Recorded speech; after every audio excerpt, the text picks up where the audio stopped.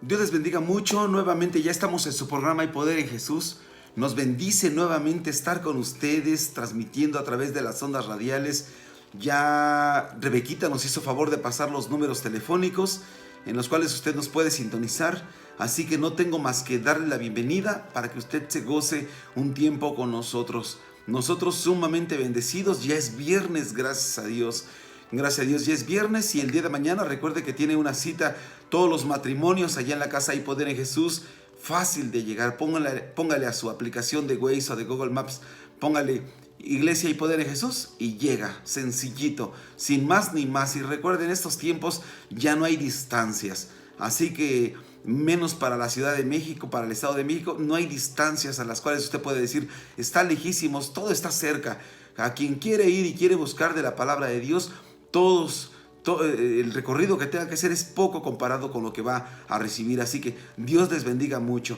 Y estamos terminando esta semana de varones, en la cual hemos hablado algunos temas importantes y nos gozamos con ello. El día de hoy vamos a tratar un punto tan importante, un tema que el Señor ponía hace un ratito en mi corazón, y precisamente tiene que ver con un corazón conforme al corazón de Dios. Así que el tema es: ¿conforme al corazón de Dios o contrario al corazón de Dios? ¿Usted qué cree, mi querido hombre de Dios, mi querido varón de Dios?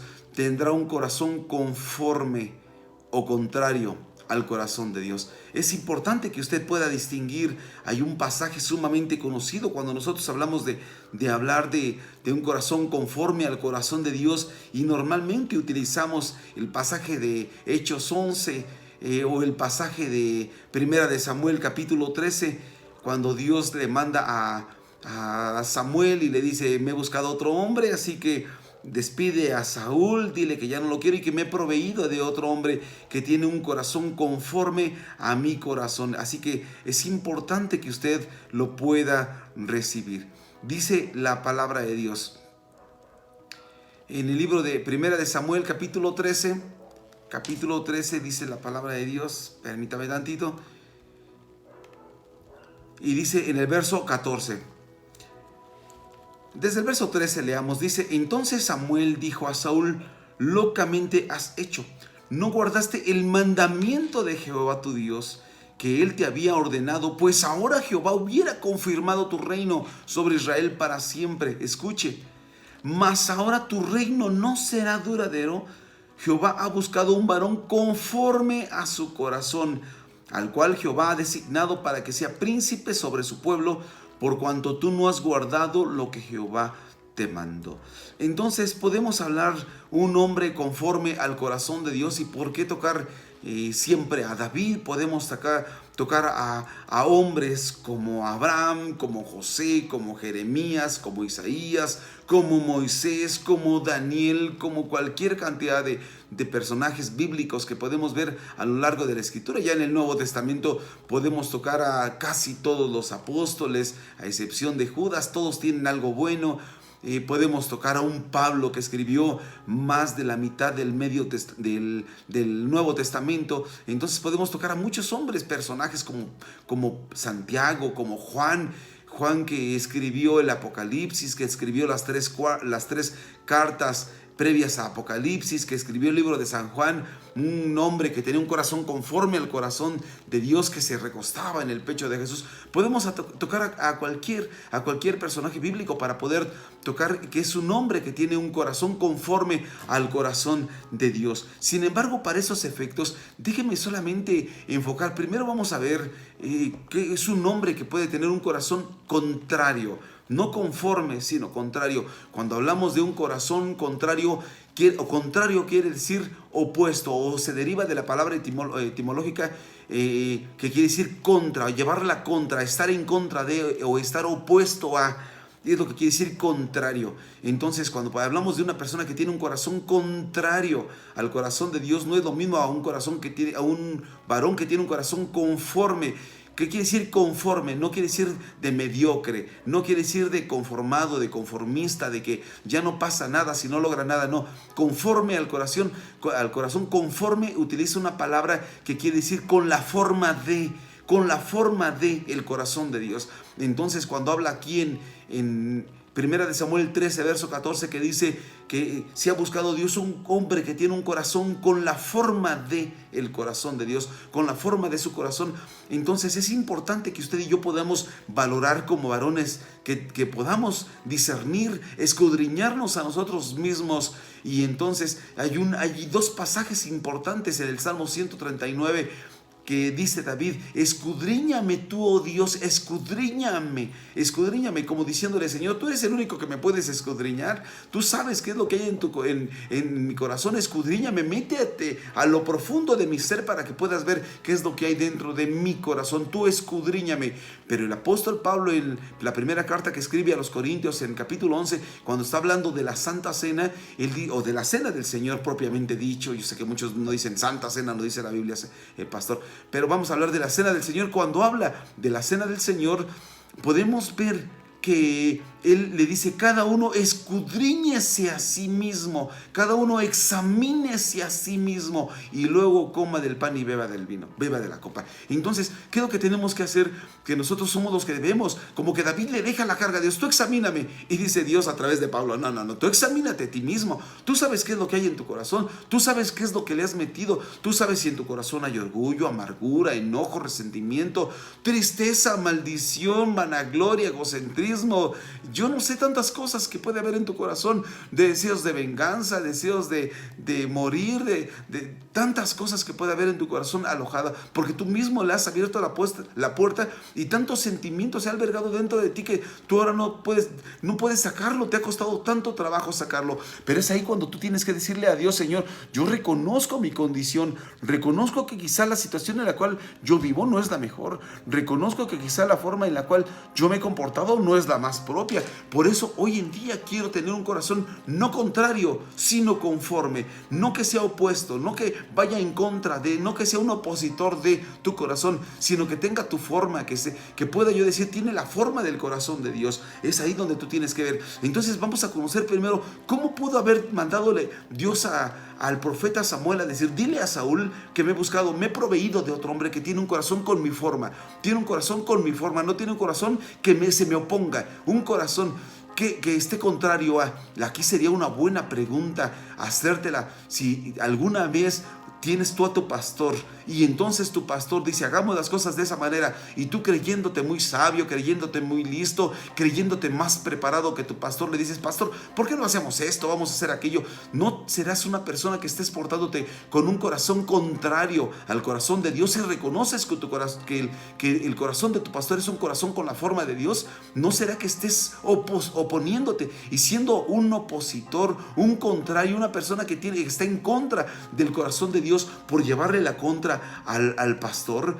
Entonces es ahí donde tendrías que valorarte, porque así se levantaron muchos en aquel tiempo con Moisés. Y entonces dice que Coré levantó un séquito como de 250 hombres, y que dijo que fueron con él y que dijeron: no nada más a ti Dios te habla, también me habla a mí Dios, también yo puedo ser un hombre usado por Dios. Y entonces se le opusieron, fueron hombres contrarios. En el tiempo de David hubieron hombres contrarios, como Aitofel, su consejero, como Goliat, aquel gigante que llegó para pelear con el pueblo de Israel, como Saúl, que trató de matarlo. Hablar de hombres como Jeremías, que en aquel momento se oponían muchos quizá a su ministerio, como en el tiempo de Isaías, como en el tiempo de Pablo. ¿Cuánto? Aún siendo de la misma iglesia, un hombre como Bernabé, que se opuso al mismo camino de Pablo,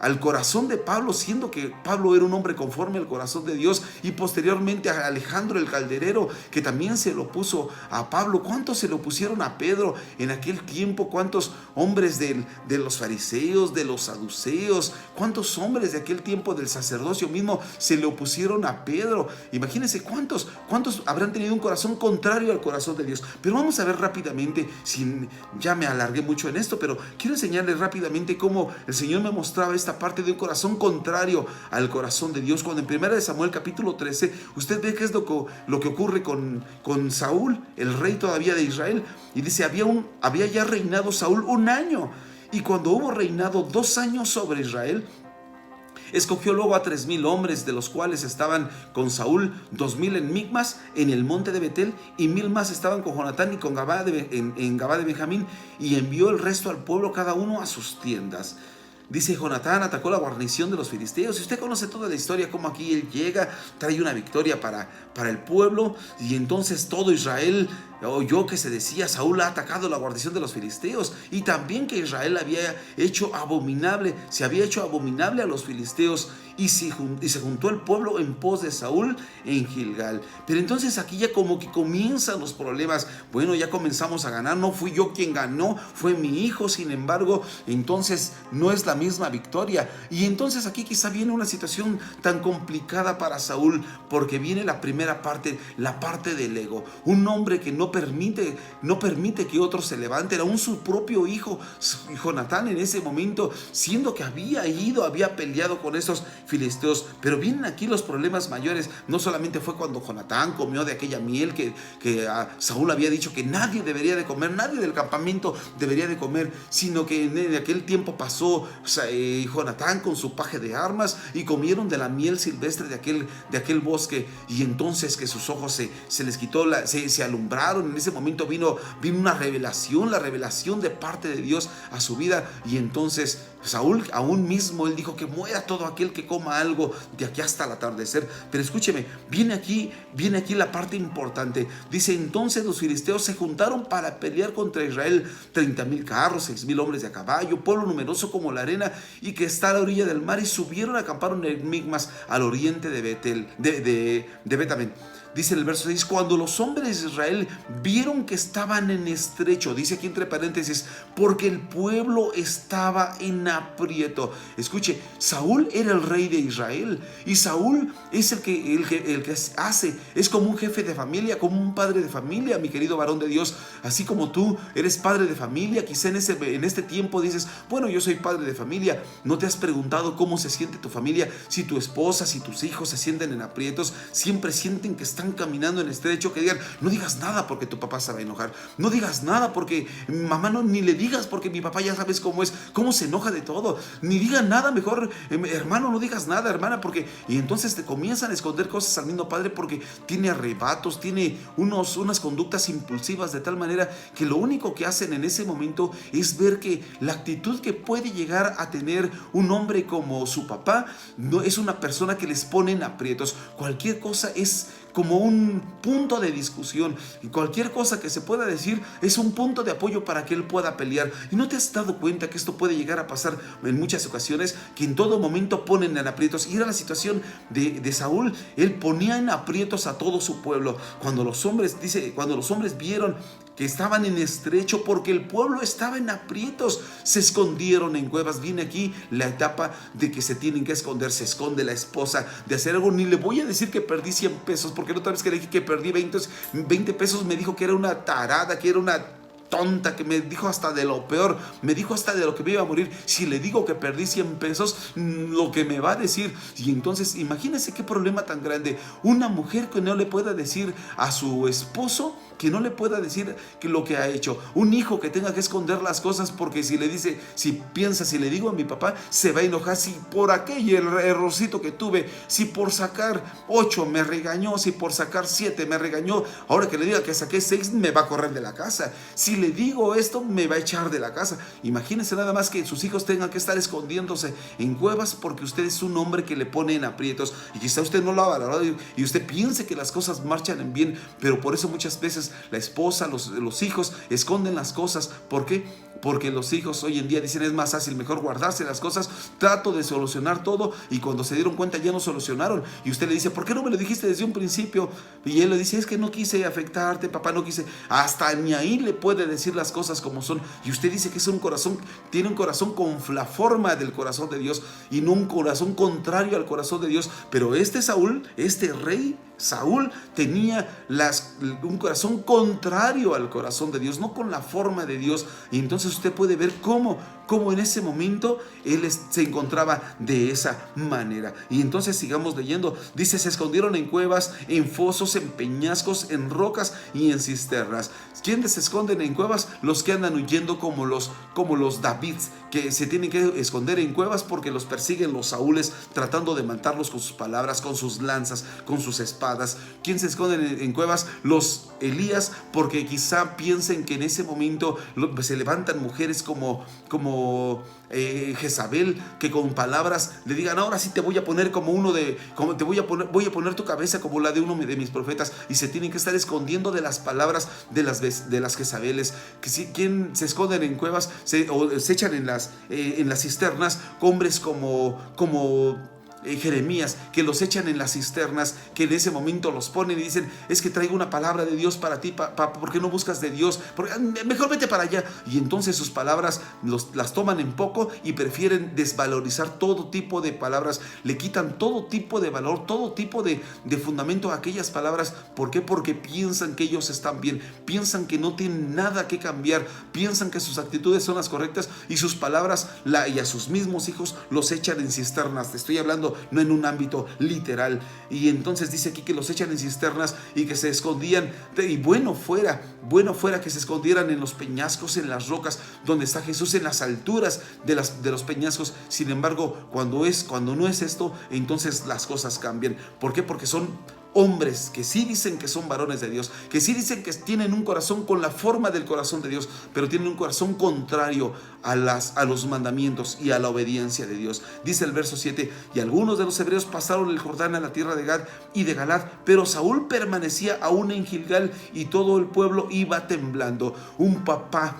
un padre de familia, quizá un varón de familia, o quizá no seas varón, quizá ya eres abuelo, quizá ya tus hijos se fueron de casa, pero solamente llegas y todos se quedan callados. ¿Por qué? Porque con tus palabras hace temblar a quien sea. Yo recuerdo un dicho de alguna abuelita que por ahí decía: yo no quiero que me obedezcan, a mí con que me tengan miedo me basta. Y es el dicho de hoy en día, es el dicho de los padres, es el dicho de los abuelos, es el dicho que se va quedando de generación en generación. Prefieren que le tengan miedo a que le obedezcan. Es una realidad. Y entonces así tienen a sus hijos, así tienen a su familia, como Saúl, con un corazón contrario al corazón de Dios. Tienen temblando a la esposa, tienen temblando a los hijos, tienen temblando hasta a los mismos papás. Un papá dice: mejor ni le quiero decir este consejo a mi hijo porque sé que me va a poner una enfrentadota, me va a poner... Mejor ni le digo nada para no entrar en discusión.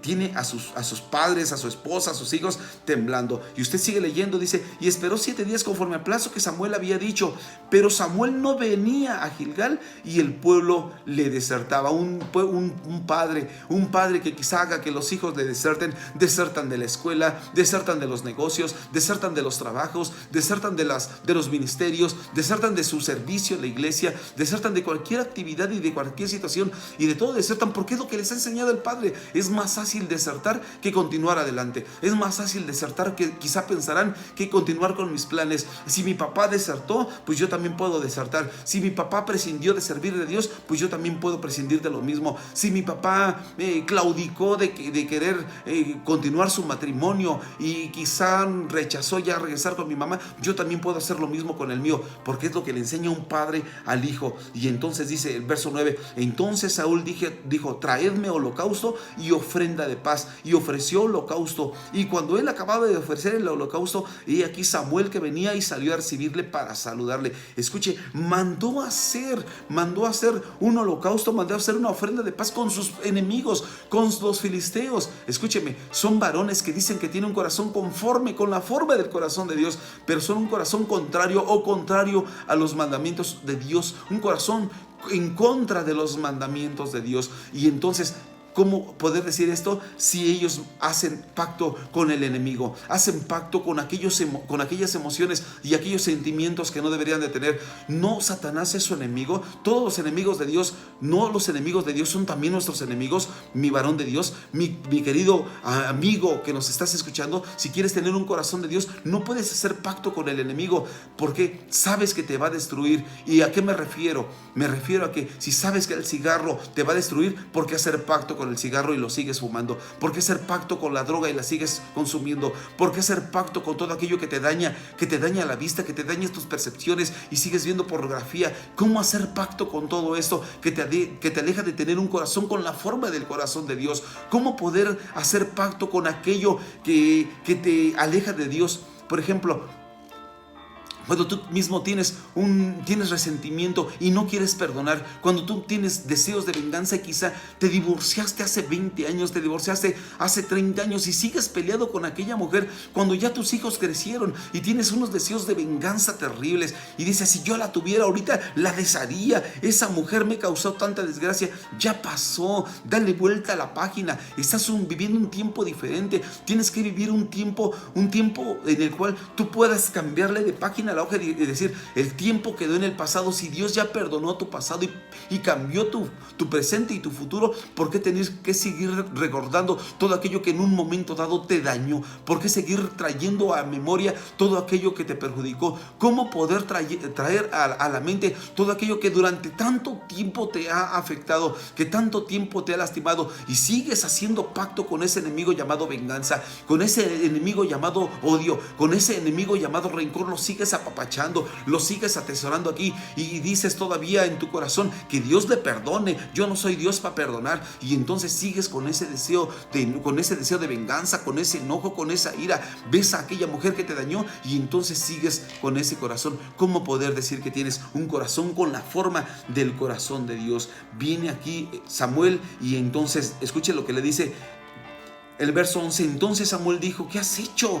Saúl respondió, es que vi que el pueblo me desertaba, tú no venías en el plazo señalado y que los filisteos estaban en Migmas. Ahora descenderán los filisteos contra mí a Gilgal, y yo he implorado a favor de Jehová y me esforcé y ofrecí holocausto.